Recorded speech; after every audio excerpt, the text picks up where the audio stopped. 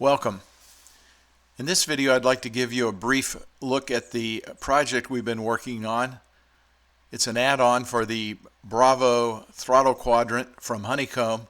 Call it the Sidekick. It adds additional controls to simulate a Boeing 737. But first, special thanks to my friend Chuck Kindle, whose SolidWorks skills made this possible. It's one thing to come up with a concept, but certainly another thing to come up with a workable design that can fit together seamlessly like this. After thousands of hours sitting in a Boeing 737, I wanted it to look as realistic as possible, and I think we've achieved that goal. As you can see, the parking brake is laid out in the approximate position from the throttles. Also, the parking brake light, start levers located immediately beneath the throttles. The start levers don't have detents, but the switches are quite stiff, so they're not prone to being accidentally actuated with just a bump. There's also a landing gear warning horn cutout button. All in all, it adds some functionality to the throttle quadrant, and the good news is that there's no permanent mounting required, and I'll explain how we overcame that problem shortly. So let's take a closer look at the controls. Fairly simple, just 3 switches. This is all 3D printed on my home 3D printer. I'll show you how we have divided it up and bolted it together so it doesn't require a large format printer. Start switches, start levers, fuel cutoff levers, whatever you want to call them, and the landing gear horn cutout.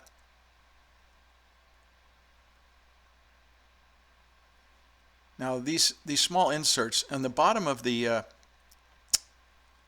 Bravo, there's some screws that I use now. There's holes in there's 5 of them, actually 4, and then the 5th one is just a short screw. But there's deep channels, and if you just gently hammer those plastic inserts, and you can see they're the ones you use in concrete that are symmetrical.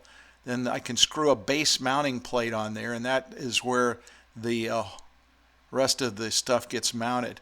So it's very easy to remove it. You can pull those plastic things out. Now here's some pieces of the assembly with the as it's going together, trying to put these screws in to hold it together. Now here you can see the M3 screws, 8mm screws used to hold the different pieces together.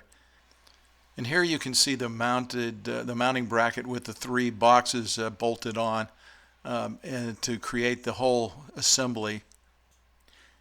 When it's flipped over, it looks like this. Now here are the guts of everything. There's a push button switch in the left bay there, and the 2 switches that are the start levers mounted behind, underneath. And then a switch on the right side there for the parking brake and an LED light. And you can see an Arduino mounted underneath there, and that's all under the Bravo and out of sight. Of course, this is just a prototype, and I'm sure it can be cleaned up, but the functionality is definitely there, and I think it looks nice.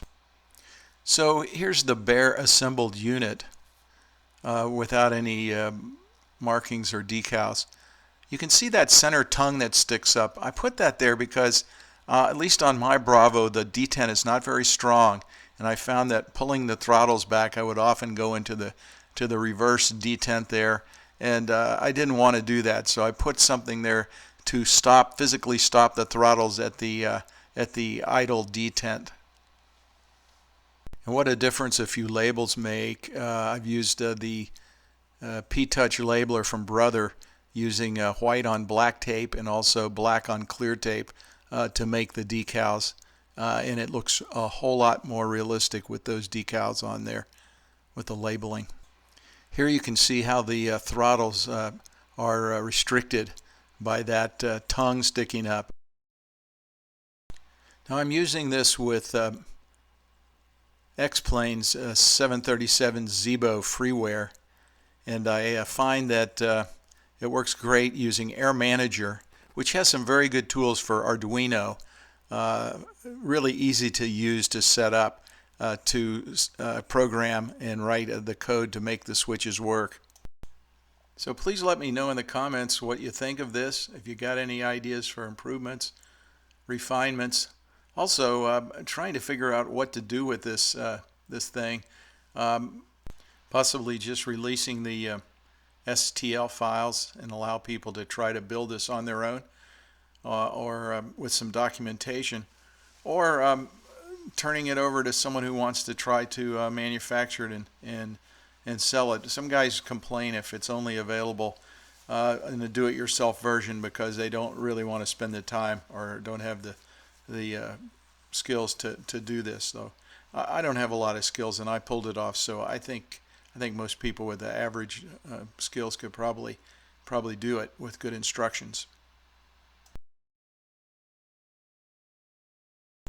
This was a rendering during the design process, and I think we hit it pretty close. Looks very similar to what we ended up with. So please comment, as I said before. Be sure to like and subscribe if you haven't. I notice only about 30% or 40% of the viewers of my videos are actually subscribers. And like to have you subscribe and click the notification bell if you want to know when I'm putting videos out. Won't be doing them very frequently, but once every couple weeks I get something out. If something interesting comes along, if there's nothing interesting, I'm not going to waste your time. I would also remind you that the inserts that we designed for the Bravo are still available, as well as some stuff for the Sidekick throttle quadrants, plus some Air Manager panels at freesimstuff.com. freesimstuff.com. Thanks for watching. Hope to see you on a future video.